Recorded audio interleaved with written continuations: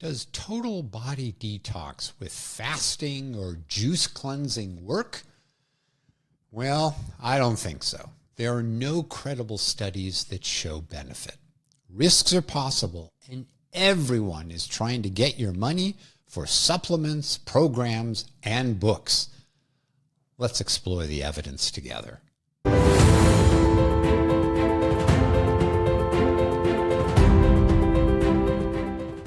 Hello, my listeners, and welcome to episode 29, Total Body Detox.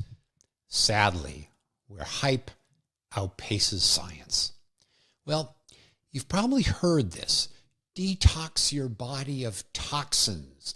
Do a juice cleanse or a fast. Take supplements. Sweat, and you will feel better. Well, there's a whole lot of claims. There's a whole lot of money going after this, but sadly, no credible evidence that any of it works. It may be the world's record of the most claims of benefit and the least amount of evidence to support it. Now, I think this is a perfect time to talk about this topic because over the last month, we've had a number of episodes that lead us right here. Well, we talked about health headlines and whether to trust them. And of course, there's lots of health headlines on total body detox. We talked last week about the placebo effect. And frankly, I think where a lot of these claims come from may well be the placebo effect. And finally, we've talked about the N of 1 testing in yourself. And this may be something to consider if you were thinking about doing a detox cleanse. If you wish to look at any of those prior episodes, listen away and it might help you get some further understanding about today. Well, in this episode, I want to walk through 5 questions. Why should you detox? 2, how is it done? 3, does it work? 4, is it safe? And 5, what do you do with this information and can you put it into perhaps an N of 1 approach? Well, as always, I like to begin with the story. As some of you may know, I grew up in Los Angeles and then have been in Texas for the past 11 years or so. But I have family and friends in LA and was watching very carefully what was going on with the fires and all the devastation and loss that was associated with that. And I read this article in the Wall Street Journal about social media influencers and supposed experts saying that people exposed to smoke from those fires should drink lots of bottled water to flush out the fire toxins. My reaction to that was, well, that sounds interesting, but is there any evidence that it would actually work? Now, I have a sauna, and Gail and I use it regularly, and I sweat a lot in the sauna. And I'm feeling like, wow, it's flushing me of toxins or bad things in the sauna. Well, again, interesting theory, but is there any evidence? And then finally, my oldest daughter, Rachel, has had a series of chronic symptoms that she hasn't been able to figure out what's the cause, and Western medicine really hasn't helped her solve it. And so she came to me and said, what about these detox programs? Might this help flush out something that's in my system that could be problematic? I said, look, it's a very interesting question, but is there any evidence? So down the rabbit hole I went. What did I find? What did I learn? And let's dive in together. So let's begin with why you might consider a total body detox. And let's begin with the marketing pitch. What do those headlines talk about? What do the advertising talk about? Well, the first is they claim we live in a world of toxins. In our air, in our food, in our water, all around us. And that can't be a good thing. Those toxins get inside us. It could be air pollution. It could be microplastics in our foods. It could be heavy metals like mercury, lead, or arsenic, pesticides that may be on our foods and in the environment. This sounds bad. And we know in medicine, in Western medicine, that there are known toxic syndromes. So for example, we used to hear a fair bit about lead in paint and little kids chewing on the paint and having problems with their mental capabilities. This was a very known and real issue. There's a genetic disorder called Wilson's disease where your body doesn't handle copper. Copper's a metal. And we know it causes damage, and we know it can be treated by removing it. So there's a basis to believe this. The second is the claim, kind of a broader claim, that our systems are just frankly out of balance. Now, that out of balance may cause inflammation or chronic fatigue, chronic pain, autoimmune diseases. And those claims would also be that our gut microbiome is a mess. And those advertisings say, well, let's do something about that. And the third, as I was mentioning earlier about my daughter Rachel, is that Western medicine may not be helping you. You may have something that's been going on for years and you can't find a solution. In our health quiz and the 5 different types, one is the hopeful health seeker. These are folks who've struggled with one health problem or another and haven't found relief. The good news with the hopeful health seeker is they don't give up. They keep at it. But these are folks who may feel like maybe a detox cleanse would work for them. If you haven't taken the quiz, just takes a couple of minutes, go to my website, drbobbylivelongandwell.com, and take it and see if it fits for you, what your type is. Also, if you're interested, you can go to my website if you're interested in working with me. And the 6-month mastermind class is about to kick off in about 10 days, and there's 1 slot remaining. Again, go to my website if that's of interest. All right, so that's the claims about how you might benefit. And then there's all this advertising. So maybe what you need is what's advertised, the 10-day detox program, which will reset your metabolism, restore your energy, rebalance your hormones. And that's about $500. You get a guide, you get some supplements. And this will help, it's claimed, brain fog and fatigue and chronic pain. And in 4 to 5 to 6 days, there are testimonials of people who've gotten so much better. Well, maybe it's the 45-day total detox restorative program at a mere $1,400.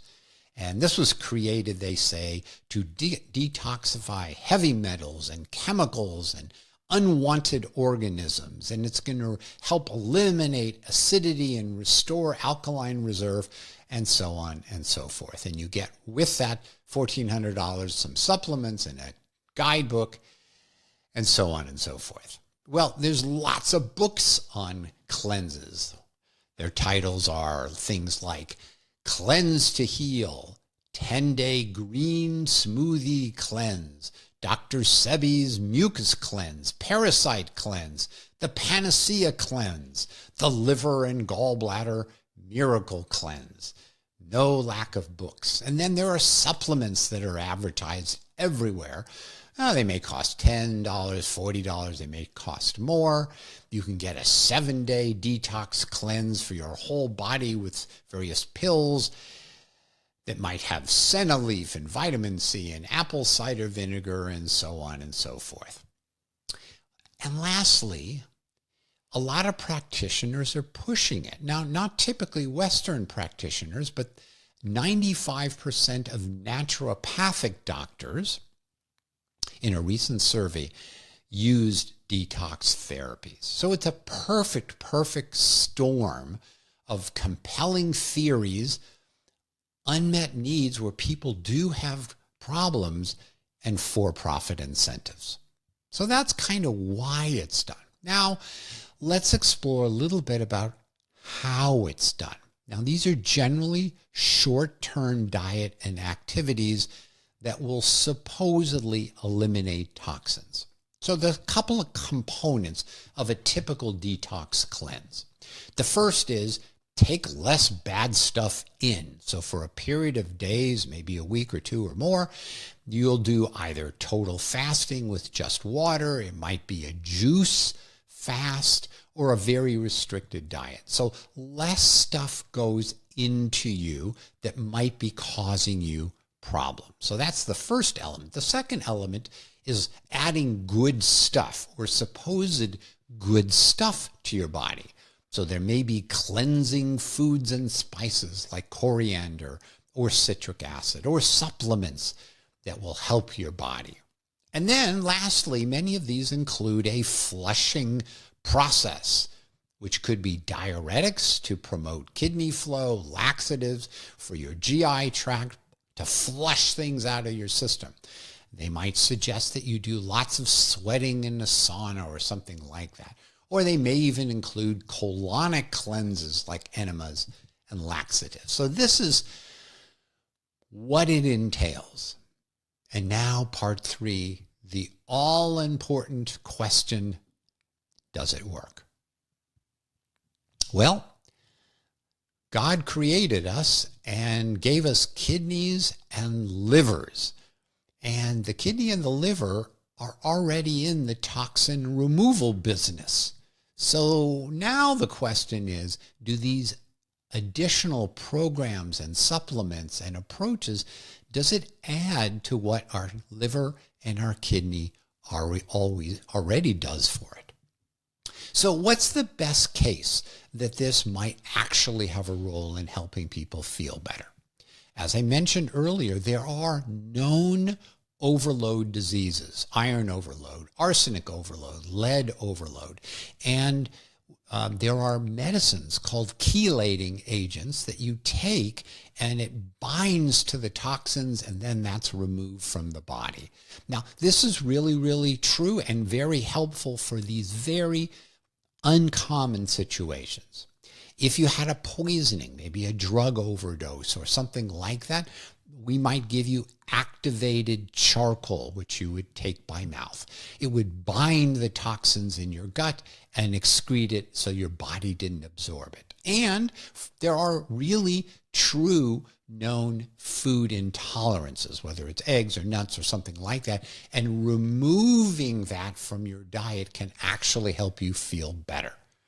So these situations, there is a role for removing toxins, but those are the rare circumstances. The ones that are being advertised are really about everybody else that has fatigue or their brain is not as sharp as they would like it to be, or they don't have the energy they wish, or something like that.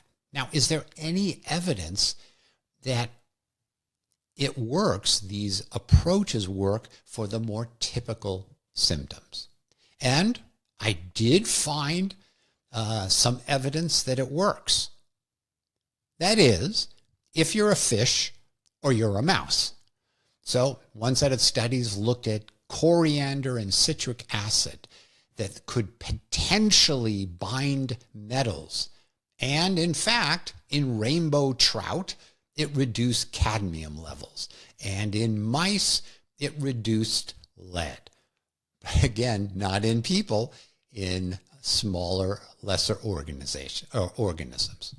There's a study of chlorella, which is a green algae, and it removed mercury, but removed mercury in mice.